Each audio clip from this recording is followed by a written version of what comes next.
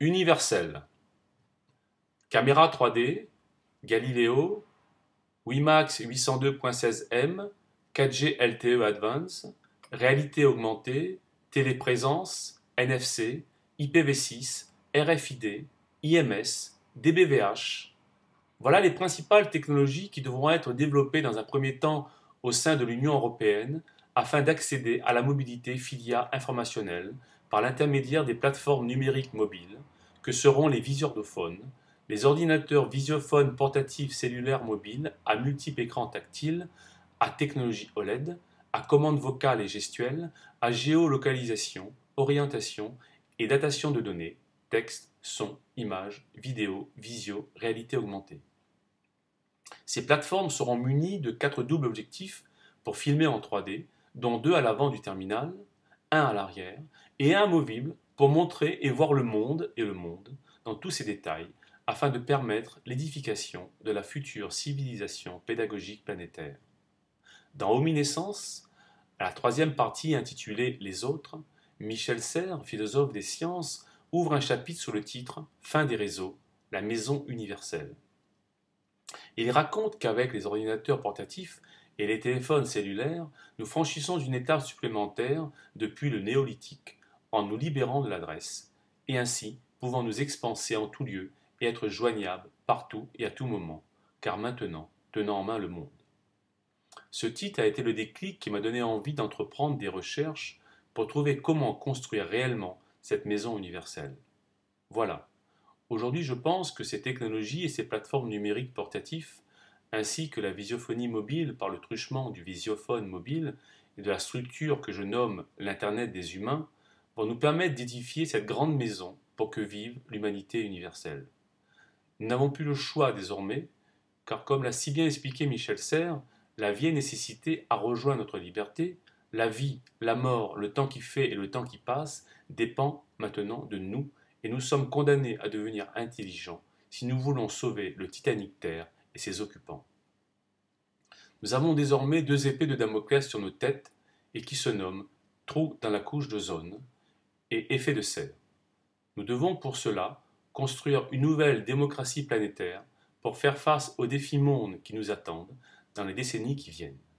Défis démographiques, défis énergétiques, défis écologiques, défis sanitaires et défis technoscientifiques, voilà les raisons pour lesquelles nous devons fabriquer l'objet philosophique, l'objet politique, l'objet économique, l'objet social, l'objet écologique, en un mot, l'objet universel au service du sujet universel. Cet objet totipotent et ubiquitaire va nous permettre de tisser de lieu en lieu le plus grand manteau d'arlequin afin d'habiller la future civilisation pédagogique planétaire. Par ce Big Bang communicationnel, informationnel et visuel, nous rentrerons en vitesse lumière relationnelle et nous accéderons à l'espace-temps universel filia informationnel. Mais attention, par cet objet, avec cet objet, nous rentrerons en possession du Saint Graal, mais également de la boîte de Pandore, de la fontaine de Jouvence, du tonneau des Danaïdes, de la lampe merveilleuse, du sésame ouvre-toi, du miroir magique, du yin et du yang, du bien et du mal, du meilleur et du pire. Notre humanité est désormais entre nos mains. Allons-nous renouveler la face de la Terre ou bien allons-nous la détruire? Michel Serres, invité à donner pour les 40 ans de l'INRIA, l'Institut national de recherche en informatique et en automatique, une conférence sur la révolution culturelle et cognitive engendrée par les nouvelles technologies, a expliqué que c'est le couplage support-message qui a toujours été à la base de la naissance et du développement des différentes civilisations, l'élément premier indispensable en quelque sorte. Ainsi, quand change le couple support-message, tout change.